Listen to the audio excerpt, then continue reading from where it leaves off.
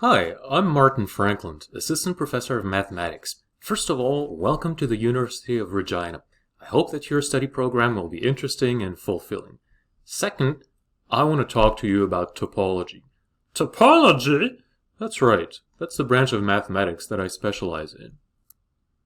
Topology studies spaces and shapes. Now you might think, I know some shapes. Here's a circle. Here's an ellipse. Here's a triangle.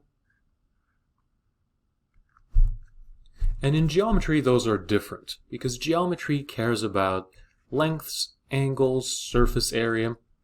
But in topology, that doesn't matter to a topologist. Those are all the same. They're all circles. That's because in topology, you can take your space and you can compress it, stretch it, you can bend it around. So here's another circle. That's also a circle, as far as topology is concerned. However, you can't take a space and rip it apart. That would be a different space. So you can't rip it open and get this kind of space. Those are different. That's why topology is sometimes called rubber sheet geometry. We focus on the qualitative properties of a space. Let me give you an example. Let's say you want to buy a plot of land to build a house. And the realtor says, we found the perfect plot of land for you. It's got the right surface area. And here's what it looks like.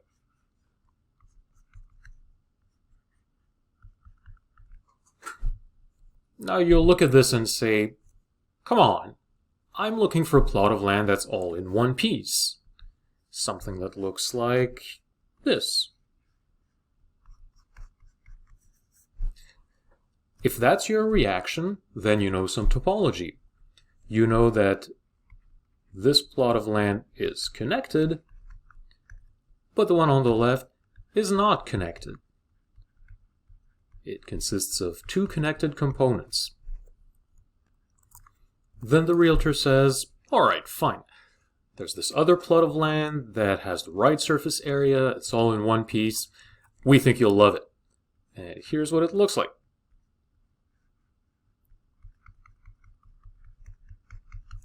When you look at this, you'll think, come on, this isn't right. There's a hole right in the middle. If that's your reaction, then you know some topology.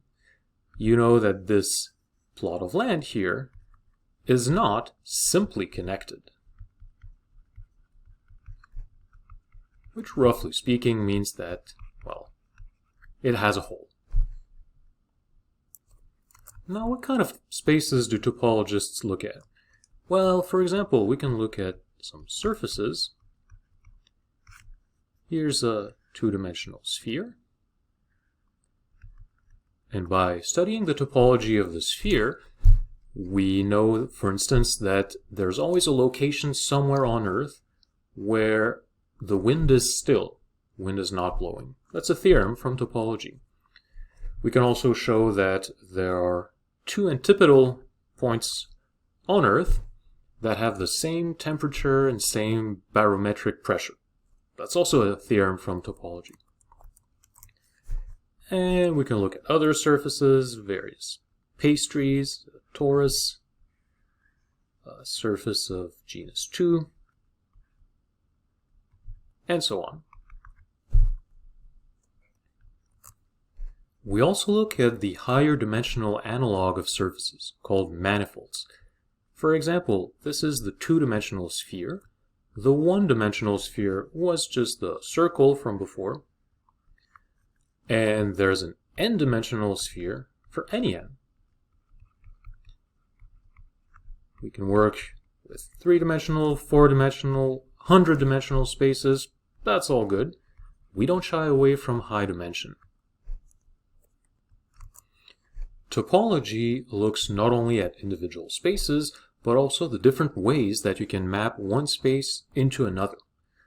Let me give you an example. Let's go back to the circle. One-dimensional sphere. What are the different ways you can map a circle into a circle?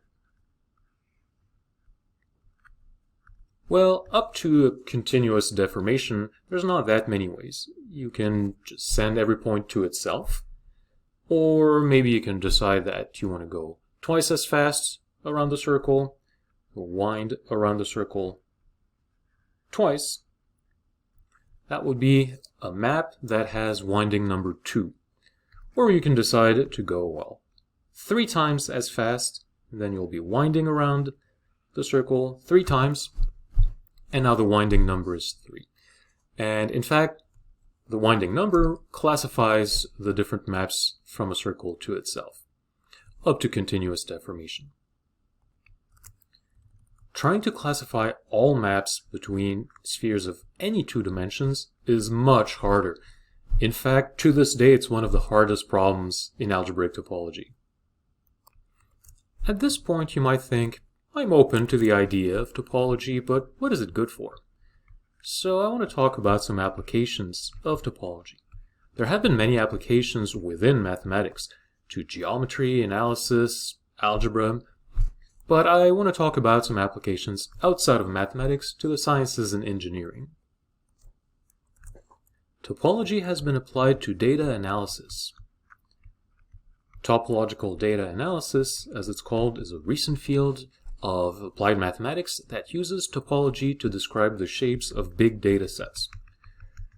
You're looking at a big point cloud of data, and you want to find some patterns, and you can use topology to find the shape of that data set.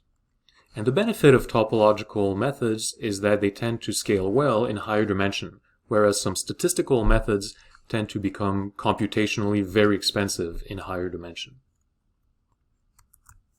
You can also apply topology to image recognition problems, both in trying to recognize the topological features of an image and also trying to do data analysis in the space of all possible images.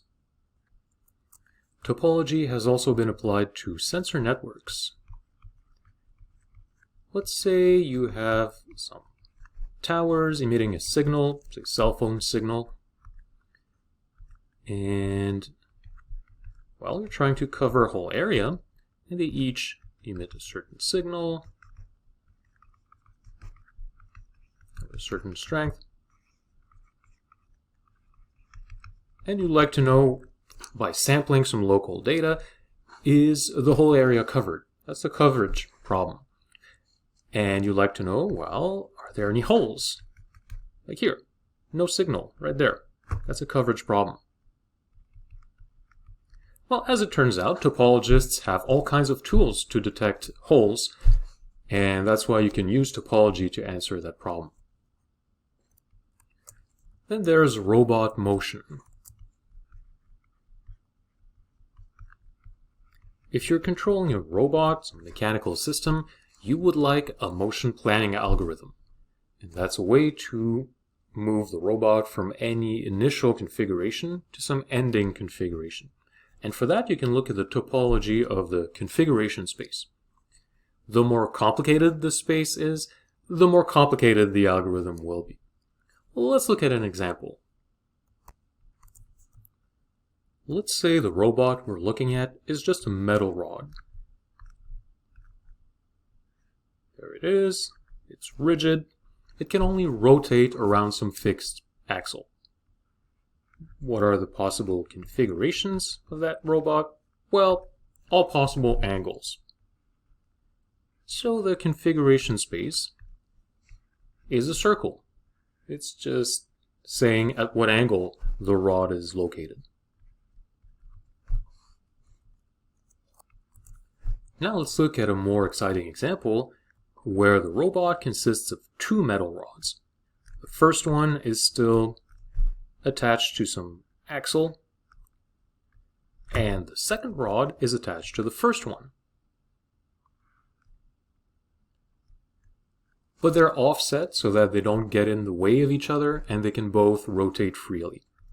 What's the configuration space? Well, the first rod can still rotate freely, take on any angle, and the second rod can also rotate freely. So the configuration space consists of all pairs of angles. We're looking at a circle, product with a circle. But that is just the torus that we saw before. Here's the first angle, and here's the second angle.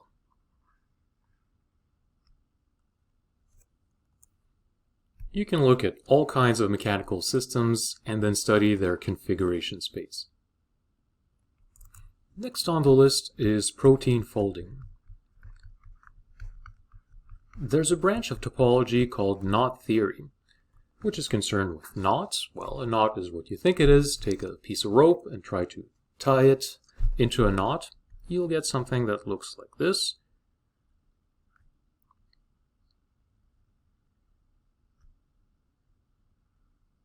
That's an example of a knot. And you can apply knot theory to determine the different ways that a protein can fold onto itself, or how different proteins can link together. And there are many more areas where topology can be applied. I hope that this presentation sparked your curiosity about topology and mathematics more broadly. Most importantly, I wish you a successful semester. Thank you for watching this video. I'm Martin Frankland.